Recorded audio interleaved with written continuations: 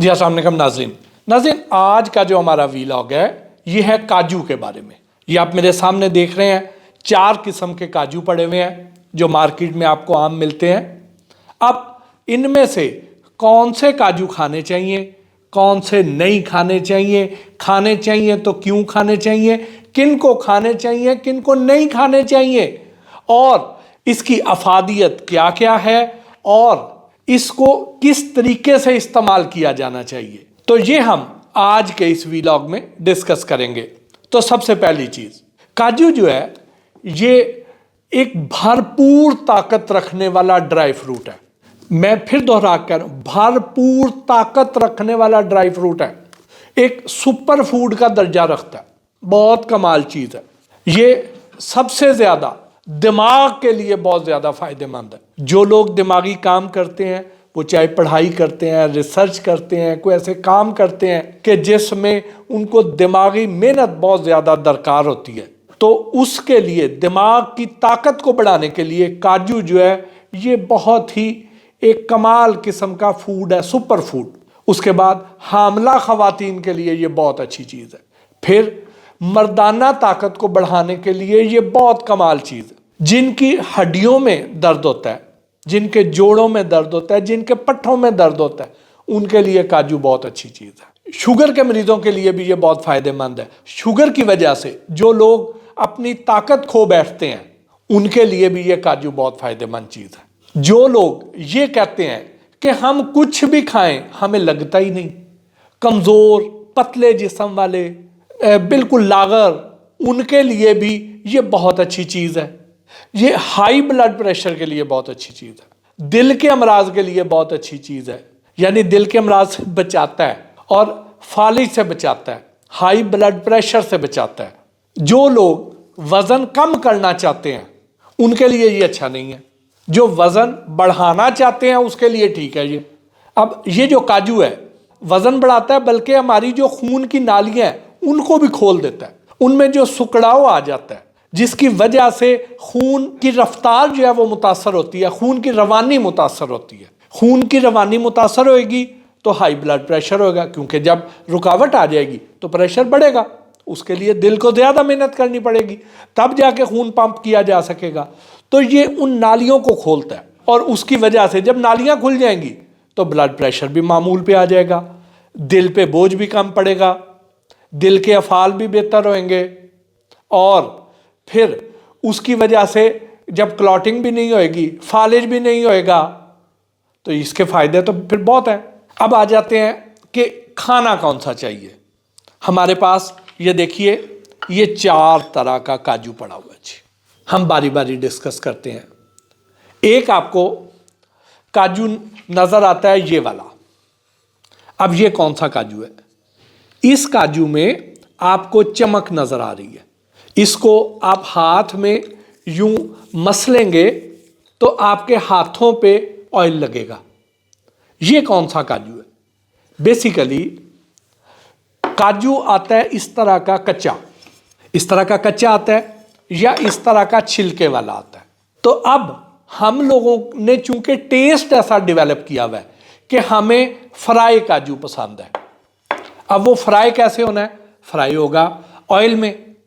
वो ऑयल किस किस्म का है, उसमें कितनी देर बाद फ्राइंग के बाद उस ऑयल को ज़ाया कर दिया जाना चाहिए।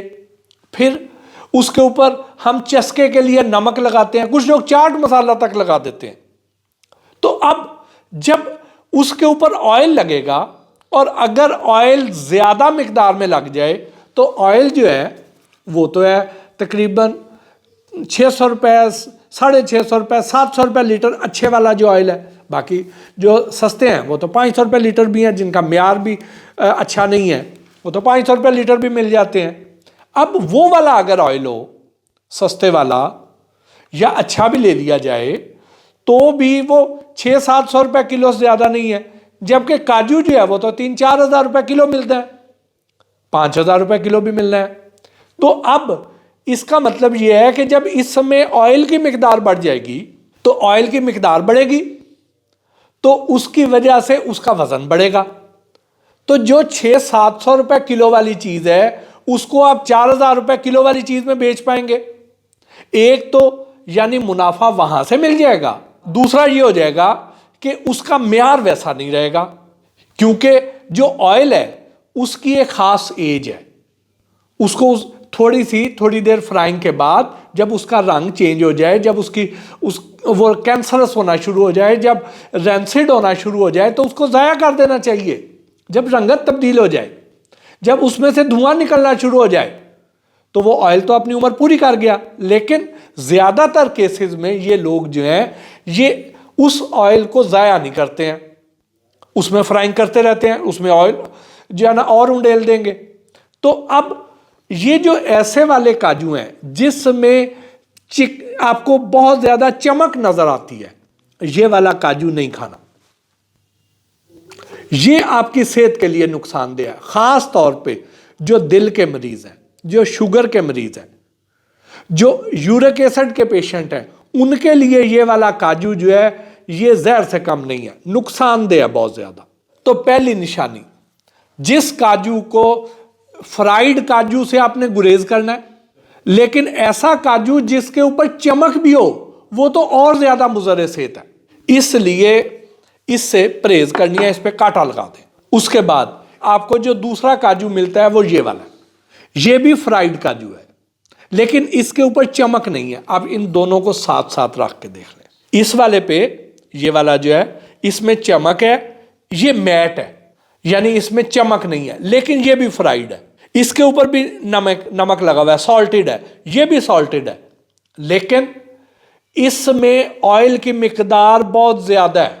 इसका ऑयल जो है वो अच्छी तरह स्पिन करके निकाल दिया गया है, यानी इसमें ऑयल की मिकदार कम है, लेकिन ये भी फायदेमंद नहीं है। हमें ज़्यादातर इस तरह का नज़र आता है, बहुत से आपको अच्छी जगहों पे आपको इस तरह का काजू मिलेगा जो हम बड़ा चस्के लेके खाते हैं, लेकिन ये भी उतना फायदेमंद नहीं है। इस वाले से बेहतर है, लेकिन अभी भी इसके अंदर ऑयल की मिकदार है, इसमें नमक की मिकदार है, और ये फ्राइड है, ये सेहत के लिए अच्छा नहीं है। इससे ये वाला बेहतर है जिसकी मैट फिनिश है, जिसमें चमक नहीं है, वो चमकदार से मैट फिनिश वाला बेहतर, और इससे ये वाला बेहतर जो कच्चा है, जो क्रीम कलर का है, जो फ्राइड नहीं है, जो भुना हुआ नहीं है, इससे ये वाला बेहतर है। अब ये जो है ये लोग आमतौर पे पसंद नहीं करते हैं। इसमें चूंकि हम चस्के लेते हैं, हम अफादियत नहीं देखते हैं, हमने जायके के लिए लेना है, फ़ायदे के लिए नहीं लेना, तो इसमें वो जायका नहीं है। ये मीठा भी होगा, ये उतना क्रिस्पी भी नहीं होएगा, ये इसमें नमक भी नहीं होएगा। नमक जायका बढ़ा देता है, लेकिन और कई मसाइल पैदा करता है, इसलिए लोग इसको प्रेफर नहीं करते। तो अगर आपने फ़ायदा भी लेना है और चस्के भी लेने हैं, तो फिर आपके लिए ये वाला काजू है। ये है एयर फ्राइड काजू, ये है छिलके वाला काजू जो एयर फ्राई किया गया है, यानी ये रोस्टेड भी है, लेकिन इसमें ऑयल नहीं है उस तरह, बल्कि इस तरह भी नहीं है, और इसमें जायका भी है। ये जो है ना ये बेहतर है। तो हम अगर इसकी अब दर्जा बंदी कर लें, तो टॉप ऑफ द लाइन ये छिलके वाला काजू है जो कि एयर फ्राइड है, और यानी हवा में भुना गया, ये हवा में फ्राई किया गया, या फिर ये वाला। ये दो जो है आप खा सकते हैं, और इन दो से आपने परहेज करनी है। तो ये है काजू की निशानियां। खाना कितना चाहिए, ये आप मैक्सिमम जो है ये 11 दाने खाएंगे, 11 काजू, इससे ज़्यादा नहीं खाने चाहिए। थोड़ी बहुत बात पर यदि कभी कभार हो जाए तो खैर है, लेकिन 11 से ज़्यादा नहीं खा, एडवाइजेबल नहीं है, क्योंकि ये जो ड्राई फ्रूट होता है ये बहुत ताकतवर चीज़ होती है। ये बिल्कुल ऐसे ही है कि आपने एक जो फ्रेश फल लिया है वो हुजम में ज़्यादा है, लेकिन जब उसमें से वाटर कंटेंट निकल जाएगा तो वो उसका वज़न और साइज़ उसका कम हो जाएगा, लेकिन उसमें जो ग़िज़ाई जो अफादियत है वो उतनी ही रहेगी जितने एक बड़े फल में होती है। तो आपको ये थोड़ी मिकदार में भी जो है 11 दाने भी बहुत ज़्यादा फ़ायदा देंगे। कुजा आप मुट्ठियाँ भर भर के काफ़ी सारा खाते रहें। फिर उसके बाद खाना किस वक्त चाहिए, ये आपने जब भी खाने हैं तो डे लाइट में खाने हैं। सूरज की रोशनी जब तक अवेलेबल है तब तक खाने हैं। यानी जब भी आपने खाने 11 दाने ही हैं, लेकिन खाने उस वक्त है जब सूरज की रोशनी अवेलेबल हो। जब सूरज गरूब हो जाए फिर नहीं खाने। ये आपको उसके बाद ये मोटापे का बायस बनेंगे, ये उसके बाद नुकसान का बायस बनेंगे, ये आपके अंदर बहुत सारी चीज़ें डिपॉजिट कर देंगे। ये जो हमारा दिल करता है कि हम रज़ाई में बैठे हों, हीटर लगा हो, शाम का टाइम हो या रात का टाइम हो और हम उस वक्त चस्के लें, ठीक है, दिल करता है ऐसे, लेकिन फिर उसके बाद फिर वॉक करें ज़्यादा ताकि इसको डाइजेस्ट भी करें। अगर आपने वो नहीं करनी, आपको ठंड लग रही है, आप बैठने जा रहे हैं, तो फिर इसको डे लाइट में खाएं ताकि जब तक आपने सोना है ये हज़म हो चुके हों। अदरवाइज रात को आप खाएंगे तो ये उस तरह हज़म नहीं होंगे, ये कई पेचीदगियों का बायस बनेंगे। तो अब इसको इस्तेमाल किस तरह करना है, इसको शहद के साथ भी इस्तेमाल करते हैं, इसको पानी में भिगो के भी इस्तेमाल करते हैं, इसको पका के भी करते हैं, इसकी बहुत सारी चीज़ें हैं।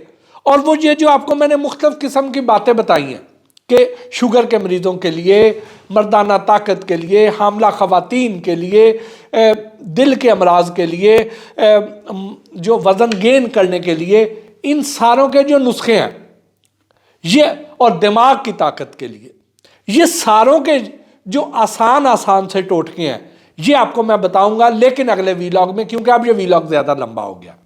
तो हम अगले वीलॉग में आपको ये बताएंगे और ये भी बताएंगे कि आपको कहाँ से ज़्यादा अच्छी चीज़, काबिल एतबार चीज़ मिल जाएगी, ये भी आपको अगले में बताएंगे। तो आपको आपके इलाके में कहाँ से मिल सकते हैं, कौन सी अच्छी जगह, कौन इसकी निशानियाँ बताऊंगा कि कहाँ कहाँ से आपको अच्छी चीज़ें मिल सकती हैं।